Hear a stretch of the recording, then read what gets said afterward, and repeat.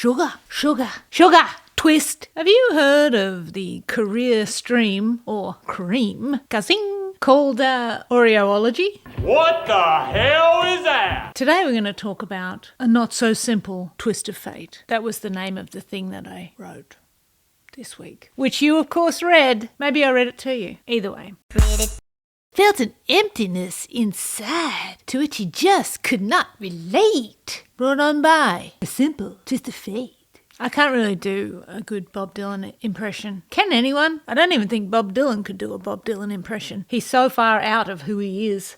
Have you heard about Oreology? You might be thinking I just made that up, but no, I didn't make it up. Someone else made it up. Fake you, mate. So you can't pin all this shit on me. I do make up a hell of a lot of things, but in this case, not Oreology. It's not a real job. It's probably more of a vocation than a profession. That's rude. How dare I? It's insulting. I apologise. But face it, to become an Oreologist, you probably have to really like Oreos. Sorry, I finished the Oreos in the cab. I suppose any job, if you're going to really enjoy the job, you have to enjoy the thing that you're doing. In this case, it just happens to be eating Oreos. I saw you eat 7 Oreos. Which, you know, fair enough. Probably have to work out a lot. Because fun fact, although it says on the side of the packet that a serving size is 3, it's a misprint. A serving size is a sleeve, which is a whole row. Sugar in the Oreo packet. Everybody knows this. It's not a secret. Sugar. Oreology is defined thusly. Let me read it to you. Oreology is the study of the flow and fracture of sandwich cookies. There you go. For those who don't know, this is a regular size Oreo packet. This one is empty. This one is also the third packet that I purchased. Oh, that smells good. To make this video. I bought a packet of Oreos, and next thing you know, I've eaten a whole packet of Oreos, and then I had to buy another packet of Oreos because I still had to make a video, and then I ate another packet of Oreos, and then I bought a third packet of Oreos, and then I still hadn't made the video, and I thought, well, I don't have time to make the video, so I might as well eat the Oreos. I have no self-control. Give me the sugar. I could not stop eating the Oreos. Pleasure centers in the little guy's brains lit up as much or even more than on cocaine. It's disgusting. I hate myself, but what a delicious way to live. What was I saying? And here we arrive with a brand new packet of Oreos, unopened. The Oreo is, of course, listed as Milk's favourite cookie, and here it is being dipped into this rather lavish milk. Here's a twist. The cream in an Oreo has no milk. Not C-R-E-A-M, but C-R-E-M-E. It is a faux cream. Which is why Oreos are beloved by vegans. The cream is more like a frosting. Also, notice the size of this cookie. It says here that it has been enlarged to show detail. Look at the detail on there. Here's another twist. What do I have here? Mr. Paul Newman. They don't enlarge to show detail, but look at the detail on that snack. Actually, I think I prefer Numinos. Let's do a comparison. I haven't even opened these ones. The most dangerous thing I'm going to do tonight. This is a sleeve. I'm so in love. Oreo and a Numino. Oreo, Numino. It's got way more cream. Here's the worst thing. I've not been eating sugar for 2 months. Give me the sugar. And I've blown it all in 1 week with 3 packets, about to be 4 packets of Oreos. I don't eat Oreos. And now a packet of Numinos. And I'm so in love with sugar again. But it's over now. After this, it's over. I want the sugar. It's over now. Let's get to the point of this. Shut up and get to the point. The whole point of Oreology was the study of the twist of the Oreo and whether or not you could scientifically twist, get the torque of the twist right so that the cream of the Oreo medals was evenly distributed on either side of the cookie, or as they call it in the study, the wafer. It's only a wafer thin. And honestly, I think calling it Oreology is it's more a formalization of a practice that people have been doing since Oreos first became Milk's favourite cookie, which is, getting your cookie out, doing the gamble of twisting it and seeing which side gets the cream, and then eating both because it doesn't really matter. I mean, people have been twisting Oreos since Oreos first pooped out of the machine on the production line. Pooped is an unfortunate word choice. Apologies. I'm so sorry. Anyway, the study I was reading, science done by these Oreologists, I'm here for it, was to see if there was a scientific method by which you could twist the Oreo in such a way using a specific amount of torque, force, etc., and distribute the cream evenly between the two. Let's try it. No, but now I've got an Oreo. Let's do it fast. Fail, fail, fail, fail, fail. That's like half and half though, like it's half on that. No. What an awful predicament. I'm going to have to eat all these Oreos. Ugh, what a drag. Sugar. Ah! Let's try a Numino. Let's do it gentle. Oh, see, Numino's like, here's your dull, dry one and here's your half cream one. I have to say, there's almost too much cream in the Numino. You talk a lot.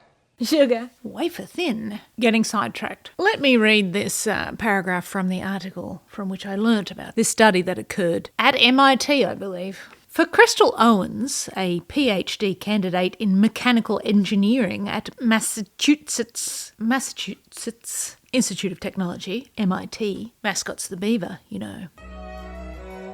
because beavers are engineers. That's just a fun fact I know. The pursuit of an equal cream ratio in Oreos, which are prone to splitting with one side being nearly dry, is a lifelong dream. People got to have dreams. I think this is actually a noble one. Now, she has had the chance to lead researchers in testing out the probability of achieving this hallowed outcome using a rheometer, an instrument that measures torque and viscosity of various substances. Rheometer. Looks like this. I'm a great believer in utilising the resources that you have at your fingertips. And, if she walks into this place and they've got a rheometer, then chucks away. Off you go, lass. Get after it. Get that rheometer. Twist those Oreos. Let's see what we got. Now, a rheometer, because I know you're curious, as was I, the source of all truth, Wikipedia says a rheometer is a laboratory device used to measure the way in which viscous fluid, a liquid, suspension or slurry, flows in response to applied forces, aka liquid or viscous substance. Two things. Twisty twisty. Bingo. The word rheometer comes from the Greek, of course.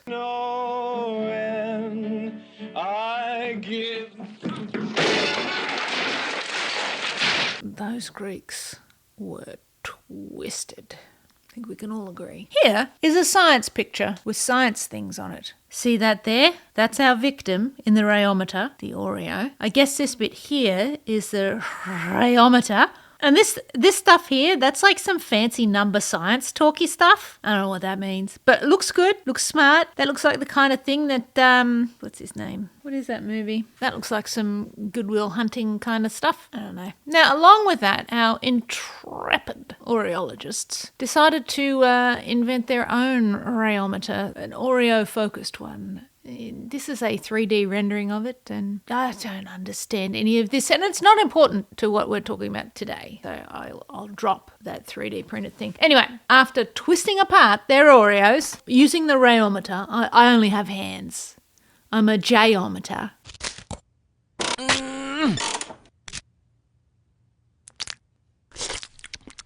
So they would twist it and then visually inspect the outcome.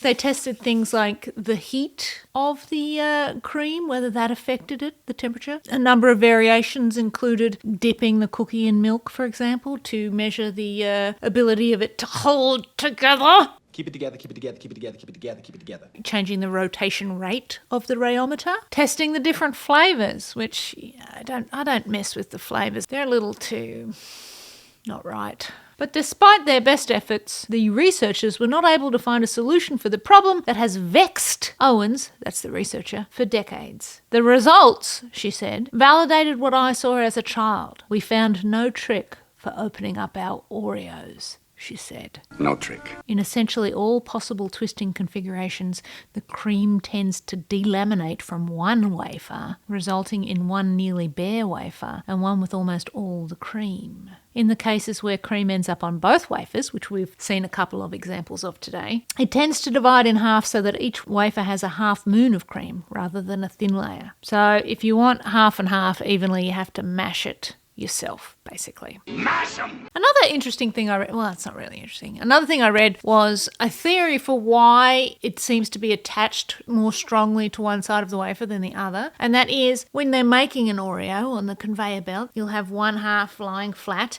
It'll come along. The hot cream will be pooped on it. A cylindrical pump deposits the vanilla filling onto the plain side of the biscuits. So like warmer temperature against the wafer, so it probably has better adherence properties. Then the top one comes down. These biscuits then travel to a station where machinery presses the top biscuit onto the bottom one. Pushes down, by which point the cream has already cooled a little, so maybe the adherence isn't quite as good. This is just a theory. Boring! That's so boring. That is the most boring stuff I've ever spoken about on this channel, and I have spoken about some really boring things in the past. Anyway, I'm way into the creamy weeds here because, yeah, a twisting study of Oreos was the inspiration for the post, but the post was about the twists that we do in our hopeful pursuit of the half of the cookie that has the cream. Now, obviously, the twisting of the cookie metaphor, you twist all sorts of things in your life. Your body when you're trying to do physical things. You twist your mind trying to get things right, and you've got this left brain, right brain, creativity going against rationality. Twist, twist, cream in the center. You're trying to balance it all to create this, like, just delicious life, I guess. It's a metaphor. That post jumped all over the place with the twists that are possible in your pursuit of the creamy centre, or just the right distribution. Was I perhaps talking about the distribution of wealth in the world? Everybody's twisting the cookie. Some people are getting all the cream. Is that what I'm talking about? Am I talking about capitalism? What happened to the system? Is it broken? This is your life fracturing. Your hopes and dreams. This one losing. This one winning. This one getting a taste for it though. Look, it's got like a little smear of cream. You could have that. I want the cream. I got the cream. I want your cream. I've got it all. The Oreo fracture is unpredictable, just like life. But you got to keep on twisting because one day you'll get the cream.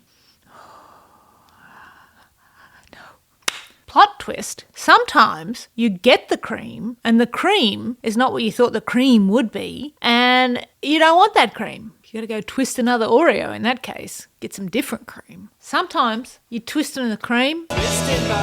Some other asshole's getting the good side. I want the cream. I say asshole, and it's your competition. It's like your fellow creative person is getting the cream, the adulation, the success that you perhaps, you've got your dry wafer and, maybe that little bit of wafer has like just this little smudge of cream on it and you get just a taste of what success could be like. And you're like, I want the full cream. I want all the cream. That person over there's got the cream. I want the cream.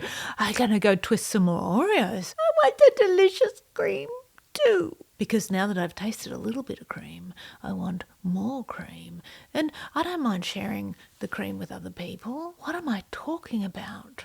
I mean, you can't even say it's a 50-50 chance. That makes it more like life because you like to go into situations thinking you've got a 50-50 chance of success, but it is very rarely 50-50. Someone's always got their finger on the damn scale, or the finger in the cream in this case. So that's the gamble of the Oreo twist, I guess, the Oreology of this life. As I said in the post, life is an infinitely twisting Oreo. What do I mean by that? Well, I don't really know, but there's cream involved. There's sweetness. Too sweet? So I talked a little bit about like how we're always trying to like twist ourselves into these impossible positions, but we keep on twisting because that is the challenge of being a human. You're always trying to push yourself to find that version of you that is maybe cream-filled. I don't know, I'm mixing things up a lot here, but you get where I'm coming from. Twisted mind, twisted body, twist of fate. It's gotta be a strange twist of fate. Life is unknowable, unrepeatable, but totally twistable.